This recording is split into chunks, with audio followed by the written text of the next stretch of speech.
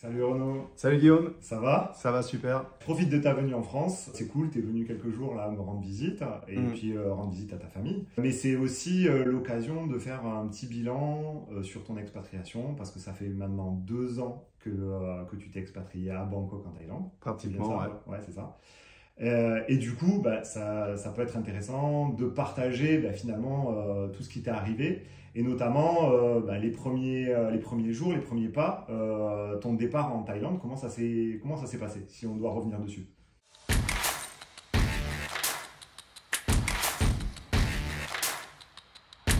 Alors si on doit revenir dessus, moi déjà à la base, comme je t'avais déjà dit, la Thaïlande, c'était pas un premier choix. Au début, je voulais aller m'expatrier au Mexique. J'avais un copain qui habitait au Mexique, il m'a dit tu vas voir, c'est sympa et tout. Donc je suis parti un mois là-bas, tout seul. Donc j'ai découvert le Mexique. Alors je vais pas parler m'étendre sur le Mexique, très beau pays pour les vacances, etc. D'ailleurs, je peux conseiller d'aller voir Bacalar, parce que c'est un super lagon bleu, en fait, c'est un des plus grands du monde.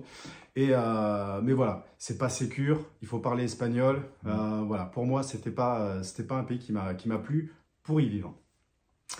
Et puis je suis revenu et j'ai un copain qui me dit pourquoi tu vas pas essayer la Thaïlande? Et moi j'avais forcément des a priori sur la Thaïlande par rapport à tout ce que je voyais, tout ce que je pouvais voir sur certaines vidéos. Et encore, maintenant dans les vidéos YouTube, on arrive à trouver certaines autres images, mais souvent avec les émissions, c'est quand même très axé sur la prostitution, sur les galères, sur toutes ces choses-là.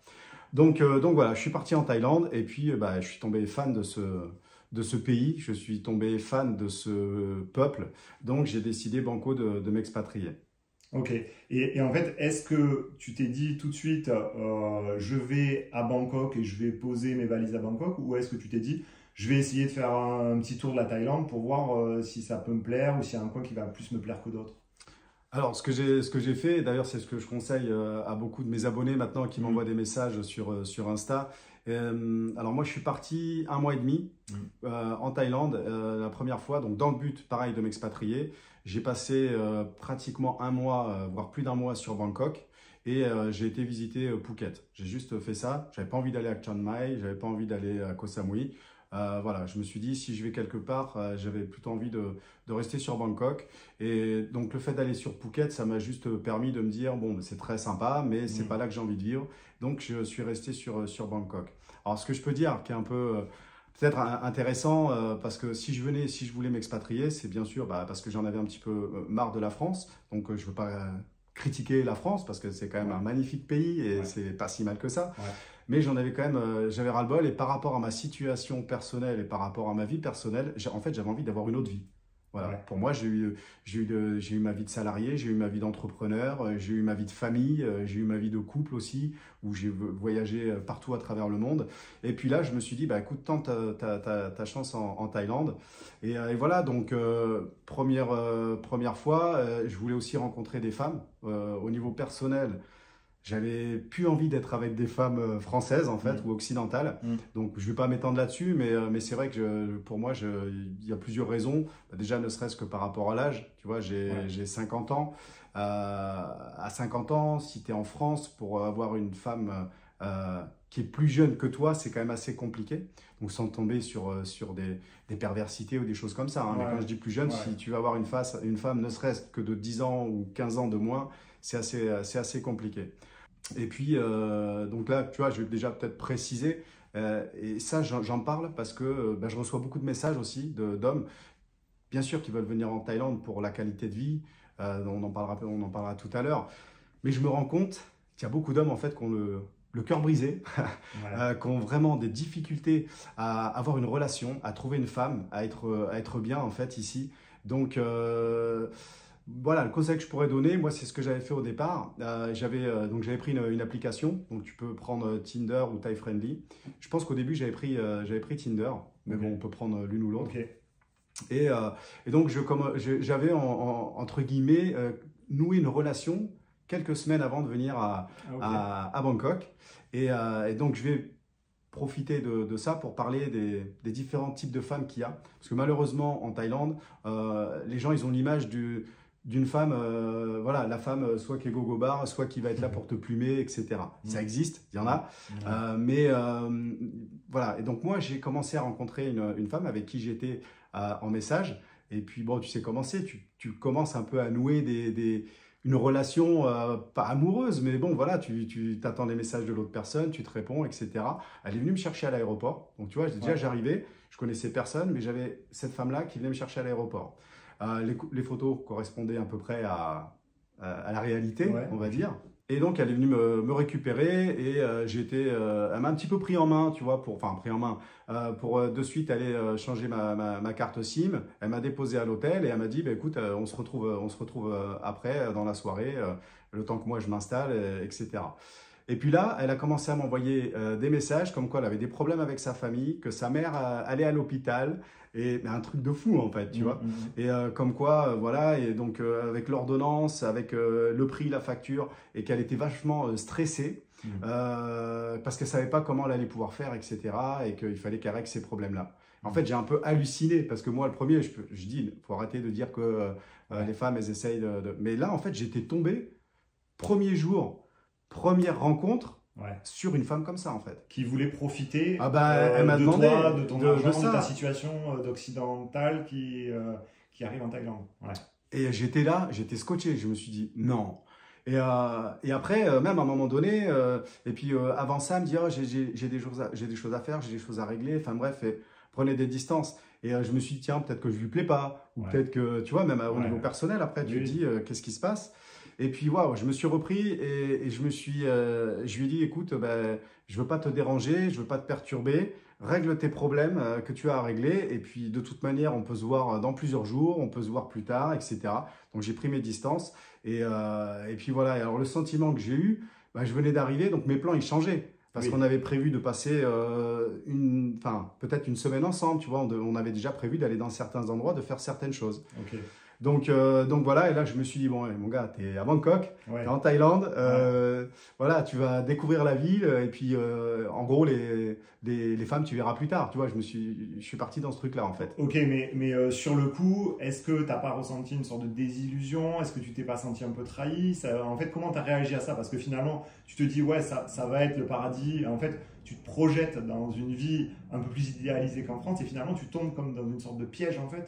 Et quel est le sentiment là, quand tu arrives comme ça, là, quand il t'arrive ça? La douche froide, voilà. C'était carrément la douche froide. Et puis voilà, mais bon, ça a duré quelques minutes. Puis franchement, j'avais les boules. Je me suis dit, en fait, tout le plan de départ, il s'écroulait. Donc c'est pour ça que je te dis, je me suis repris en main. Et je me suis dit, écoute, tu viens d'arriver, tu vas aller découvrir la ville tout seul, par toi-même. Et puis voilà, et puis après j'ai continué, j'ai fait d'autres rencontres qui se sont très bien passées et où j'ai pas eu cette désillusion-là. Ok, donc après il y a eu d'autres rencontres beaucoup plus saines, beaucoup plus authentiques, on va dire. Qu'est-ce que tu tires du coup quelles sont les différences qu'il peut y avoir dans la rencontre justement qu'on peut faire là-bas avec les Thaïlandaises et en France? Parce que c'est ça qui est aussi intéressant, c'est savoir, est-ce que c'est plus facile de rencontrer les femmes là-bas? Est-ce que c'est plus facile de rencontrer les femmes honnêtes là-bas? C'est quoi les différences là, justement, de drague, d'approche, de communication entre hommes et femmes? J'ai l'impression que c'est beaucoup plus facile qu'en France. Elles sont beaucoup plus, tu vas pouvoir discuter plus facilement, accessible. Voilà, maintenant, c'est pas pour autant que tu vas pouvoir avoir une relation de suite avec. Voilà, il faut qu'il y ait une alchimie, il faut qu'il y ait quelque chose. Après, il y a tout type de femmes. Il y a des femmes qui, elles, veulent trouver le farang et qui arrivent. Mais farang, c'est l'étranger. C'est l'étranger, voilà. Mais en fait, faut pas croire non plus que tu arrives, toi, en tant que Français, en tant qu'étranger, là-bas en thaïlandaise, et qu'elles vont toutes être à tes pieds. C'est pas vrai, en fait. Donc, c'est pas vrai. Il y a la majorité qui veulent aussi des vraies relations et qui veulent quelqu'un. Et même par rapport à certaines, d'être avec un farang, en tout cas, moi, c'est ce qui m'est passé, même avec ma copine. Au début, elle était mal à l'aise, parce qu'elle n'avait jamais eu d'étranger. Et elle était mal à l'aise avec ça parce que les autres, comment ils allaient la regarder en fait. Donc, c'est pas forcément, comme des fois on peut le croire, une fierté d'avoir l'étranger qui vient là. Donc, il y a, allez, je vais faire vite, mais il y a 5, on va dire, types de femmes. Il y a donc celles qui travaillent dans les bars et qui c'est que du fun et qui vont gagner leur argent comme ça. Donc, moi, c'est pas ce qui m'a attiré. Il y a le deuxième type de femme j'en ai rencontré une aussi comme ça, mais je l'ai vite senti, elle, tu sens qu'elle veut l'étranger, alors qu'il soit français, italien, allemand, voilà, c'est pas basé que sur les Français. D'ailleurs, elle était soi-disant avec un ex avec qui elle était en train de se séparer, mais voilà, tu le sens vite. Si elle te présente des copines, toutes ses copines, elles ont des étrangers. Voilà, et elle va pas te demander d'argent, mais déjà, tu vas pas manger dans un resto taille, il faut que tu ailles manger que dans des trucs européens, il faut que tu ailles dans des rooftops boire des cocktails, c'est beaucoup de sorties. Tu lui demandes ce qu'elle fait comme boulot, elle travaille dans le digital. Ouais. Tu as compris, c'est qu'elle avait un mec qui subvenait à ses besoins et puis elle est peut-être en train d'en chercher un autre ou peut-être qu'elle l'a encore. Voilà. Donc il y a ce deuxième type de femme. Après, il y a le troisième type de femme que j'ai rencontré aussi qui, elle, est vraiment sérieuse. Elle veut une relation sérieuse. Donc je l'ai rencontrée 2, 3, peut-être 4 fois. Elle m'a amené même à Ayutthaya. Ayutthaya, c'est à 2 heures de Bangkok. C'est un très joli temple. Et donc, d'ailleurs, je la voyais des fois seule, mais très rarement. Souvent, elle venait accompagnée même de sa copine. Donc, on était rarement tous les deux. Et elle voulu s'engager. Donc, il n'y a pas eu de fun, il n'y a pas eu plus que ça. Elle voulait, avant d'aller plus loin, d'avoir une relation sérieuse. Bon, moi, je n'étais pas dans ce mood-là. C'était au tout début quand je venais d'arriver, la première fois. Donc, il y a aussi beaucoup de femmes comme ça qui sont là-bas. Après, il y a un autre type de femme, et là, moi, c'est celui que je cherchais, c'est-à-dire la femme qui a son travail, qui a son appart, qui a sa voiture ou pas, tu vois, qui est autonome, voilà, c'est une relation, on va dire, normale. Et donc, moi, ça avait coché toutes les cases, et c'est là où j'ai démarré donc ma relation avec cette Thaïlandaise. Je ne vais pas en parler maintenant, mais après, avoir une relation avec une Thaïlandaise, c'est très compliqué. Et c'est très bien, en fait. En tout cas, pour moi, c'est le meilleur et le pire, quoi, en fait, qu'on peut peut-être avoir dans un couple. Mais c'est vraiment, voilà, c'est vraiment... D'ailleurs, je ferai peut-être une vidéo, tu vois, spéciale à ce sujet pour parler, parce que voilà, on a beau dire oui, les différences de culture et tout, mais il y a plein de choses à dire et je vais avoir plein de conseils à donner sur ce type de relation qui, moi, me correspondait. Bon, voilà, comme tu le sais, en plus, aujourd'hui, un jour on est ensemble, un jour on n'est plus ensemble, un jour on est ensemble. C'est très dur aussi de te séparer d'une Thaïlandaise. Et après, il y a le dernier type de femme thaïlandaise que j'ai rencontré aussi, et voilà, avec qui j'ai pu parler, discuter et passer certains week-ends. C'est dans les vidéos où je vais faire avec les supercars, tu sais, où là, tu es vraiment sur... c'est des millionnaires, en fait.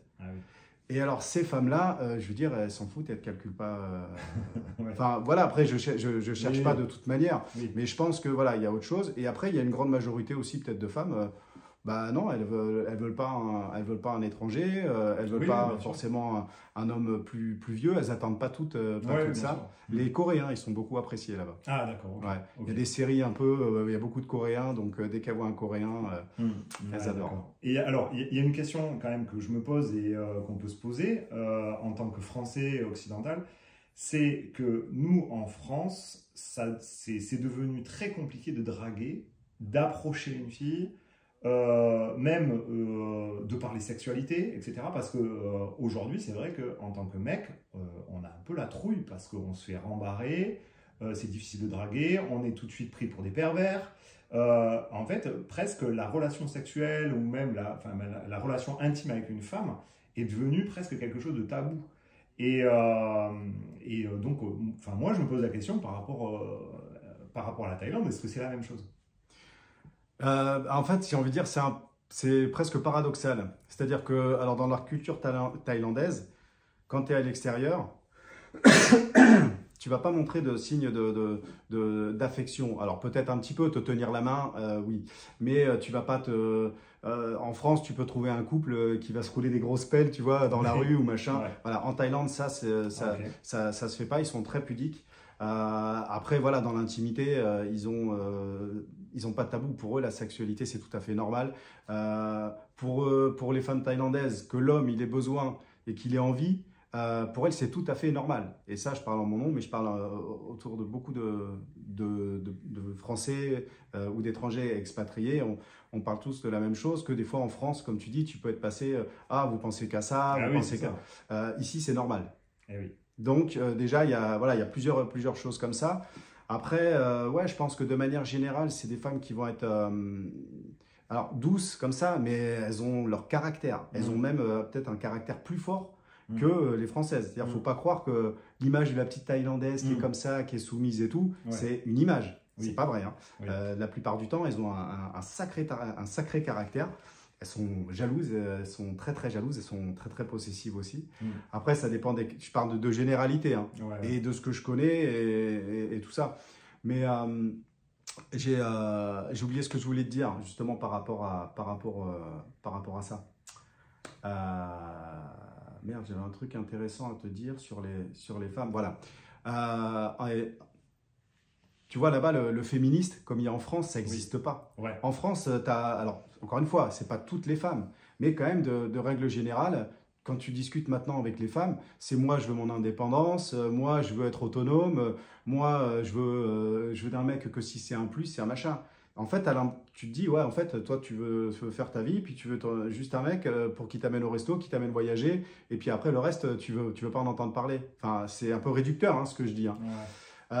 Et puis, tu as plus l'impression que c'est un rapport de force et que c'est un rapport des femmes contre des hommes. Et voilà, et les hommes, ils ont pu, comme tu dis, on va vite être harcelés. Alors, il y a des mecs très cons, hein, je dis pas l'inverse. Il y a des mecs aussi qui vont peut-être abuser des femmes, qui vont violer des femmes, et ça, c'est condamnable, je parle pas de ça. Mais voilà, en France, tu peux te sentir un peu perdu par rapport à ça, et puis fatigué d'entendre beaucoup de femmes sans arrêt parler comme ça, et se réunir entre copines, et puis faire mettre la race à tous les mecs. Ouais, donc en Thaïlande, pour l'instant, parce que ça a peut-être évolué maintenant avec les cultures qui changent, pour l'instant quand même, voilà, un homme pour elle c'est important, c'est normal d'en prendre soin. Voilà, après elles ont des attentes aussi, hein, beaucoup, mais voilà, il n'y a pas ce rapport de force qu'on peut trouver en France. D'accord, ok.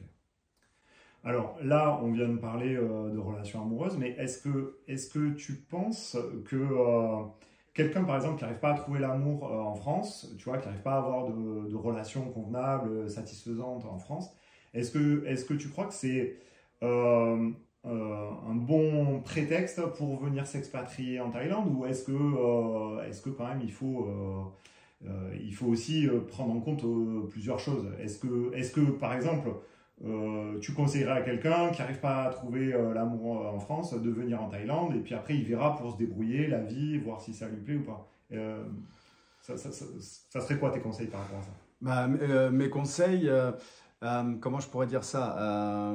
Après, il y a plusieurs profils. Je connais par exemple des personnes qui sont en français, qui sont venues régulièrement pendant des années en Thaïlande et qui ont rencontré une Thaïlandaise, qui se sont mariées en Thaïlandaise, mais qui travaillent en France, donc qui peuvent pas rester tout le temps en Thaïlande. Ils se sont mariés et la femme vient vivre en Thaïlande. C'est quand même assez rare, mais j'ai rencontré des personnes comme ça. Ouais.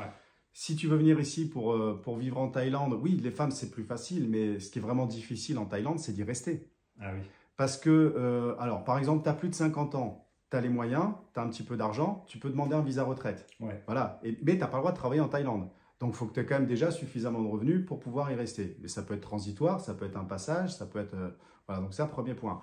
Deuxième point, si tu viens, il te faut de l'argent. Et si tu veux monter un business, il te faut de l'argent. Et ça ne sera pas forcément plus facile qu'en France. Oui. Donc, il y aura les mêmes difficultés, même peut-être… allez, il y aura plus de difficultés dans certains sens et moins de difficultés dans d'autres. Mais tu n'es pas dans ton pays. Moi, je connais des restaurateurs qui ont réussi et qui ont travaillé des années en Thaïlande. Et j'en connais d'autres, au bout d'un an, eh bien, leur business ne marchait pas. Ils ont arrêté. Donc, si tu ne travailles plus et que tu n'as plus de business, tu perds ton permis de travail, ton work permit, et donc tu es obligé de rentrer, ou alors tu peux rebondir sur d'autres business, refaire d'autres choses. Ouais. Donc, en fait, tu ne peux pas baser tout sur les femmes, mais ouais, franchement, si tu es en France, que ta situation te permet, et tu choisis de partir en Thaïlande, voilà, après, c'est un ensemble, en fait. Il faut quand même… prévoir que on a besoin, même si on s'expatrie en Thaïlande, on a besoin d'avoir les moyens. Le business, il va pas tomber comme ça. Non. Ça va pas être magique en fait. Il y a pas de magie. C'est pas voilà. C'est pas l'Eldorado. C'est pas l'Eldorado. Par contre, voilà. ce que je suis convaincu, c'est que pour moi, en France, ça devient vraiment très très compliqué. Tout augmente. Les business, voilà, pour monter une affaire maintenant en France, par rapport aux taxes aussi, comment tu es taxé, que ça soit, enfin voilà, tu es taxé à mort. Donc ça, c'est encore une difficulté supplémentaire. Et je vois pas comment le pays, en fait, la France, je vois pas qu'est-ce qu'il peut développer encore de plus et de mieux. Même au niveau territorial, au niveau des régions, au niveau tout. Voilà. En Thaïlande, bah, tu as beaucoup de choses à faire. Tu as beaucoup de villes qui se développent, tu as beaucoup d'infrastructures qui vont justement permettre, tu vois, tu prends Bangkok, Pattaya, tu peux y aller en bus en 2 heures, c'est très simple. Ils vont construire une ligne de train pour y aller directement. Toutes ces villes-là, elles sont en train de se développer. Alors après, on peut dire, ouais, c'est quand même dommage, ça va perdre un peu leur charme ou quoi que ce soit. Bon, ça après, c'est un autre débat, c'est autre chose. Mais pour une personne qui veut venir faire un business en Thaïlande, bah oui, pourquoi pas, c'est pas pire que de le faire en France. Mais voilà, ça sera pas pour moi, en mon sens, plus facile. D'accord. Et alors, justement, quelqu'un qui aura envie de s'expatrier, il ne sait pas forcément ce qu'il pourrait faire en Thaïlande, qu'est-ce que tu lui conseillerais? Est-ce que c'est bien de venir essayer de rencontrer des expatriés? Est-ce que c'est bien d'aller rencontrer des Thaïs? Est-ce que faire une espèce d'étude de marché, essayer de comprendre les besoins qu'il peut y avoir dans le pays? Quelle est la plus-value? Enfin, comment tu t'y prendrais, toi, par exemple, un jeune de, je sais pas, 35 ans, 30-35 ans, qui a envie de s'expatrier? Voilà, il n'a plus d'attache en France, il a envie de voir autre chose, il a envie d'aller en Thaïlande, il a entendu parler de ce pays et machin, mais il ne sait pas quoi faire. Qu'est-ce que tu lui conseillerais? Bah, je lui conseille déjà dans un premier temps de venir. Un mois, 2 mois, 3 mois, enfin voilà, il vient voir. Visa tourisme? Visa tourisme, et il vient, il fait une extension après, et puis rester, mais qu'il se rende compte si, avant de parler de business, il va se plaire dans ce pays. Voilà. Il y a de grandes chances, mais il y a peut-être que la chaleur pour lui, ça va être trop. Peut-être que, je ne sais pas, s'il vient à Bangkok, il y a beaucoup de pollution, il y a beaucoup de trafic. Peut-être que pour lui, ça ne lui ira pas. S'il va au final sur Phuket ou sur Koh Samui, bon, il va se dire, je vais tourner en rond à la plage. Voilà, il y a plein de choses à voir. Donc déjà, se voir s'il se plaît dans le pays. Après, si vraiment il veut faire un business, il veut faire quelque chose. Bon, avec les Thaïs, c'est pas évident en fait, tu vois, tu peux pas, ils sont très gentils, très comme ça, mais déjà tu restes un étranger, et puis avant de faire un business avec des Thaïs, honnêtement, j'ai pas la réponse. Le conseil que je peux donner, c'est d'intégrer des groupes comme, déjà j'ai déjà interviewé, tu vois, chez l'UFE, tu peux aller voir l'Alliance française, et moi j'ai été voir, je sais pas, il y a 3 semaines à peu près, une conférence où ils parlaient justement de la fiscalité qui va changer avec l'imposition, etc. Bon, bref, c'est un gros nid enfin, c'est assez compliqué. Je sais pas s'ils vont pouvoir le mettre en place. Bref, voilà le conseil que je pourrais donner, c'est ça. Et voilà, j'ai des exemples d'ailleurs personne que je vais interviewer, un Français qui vient de lancer un business. Donc là, quand je reviens, son business, il va être ouvert. Et donc, je vais arriver, je vais l'interviewer. Comme ça, il va me raconter un petit peu toutes les étapes. Donc oui, il a moins de 40 ans. Je crois qu'il a 37, 38 ans. Il a démarré son business. Et c'est pas un restaurant, c'est pas un bar. Enfin, voilà. Je le dirai plus tard. Ok, d'accord. Et donc toi, tu conseillerais déjà de venir voir si on se sent bien dans le pays, etc.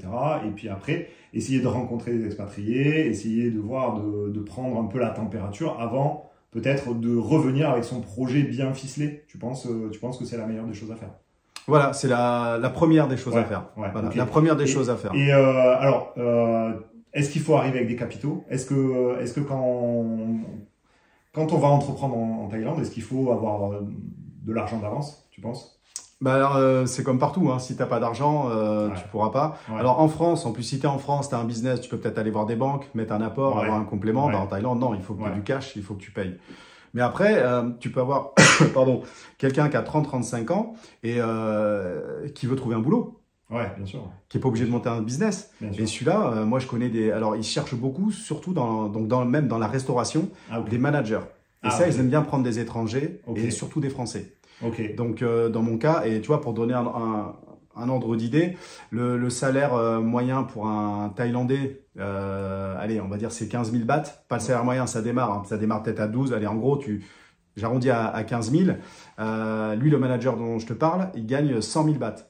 Ouais, d'accord. Donc, puisque le salaire moyen pour un étranger qui viendrait, c'est 50 000 bahts. Donc 50 000 bahts, ça fait à peu près 1 400 euros. Okay. Donc lui, déjà, il gagne le double, quasiment 3 000 euros par mois, en sachant qu'en Thaïlande, avec 1 500 euros, même à Bangkok, tu peux avoir un appartement.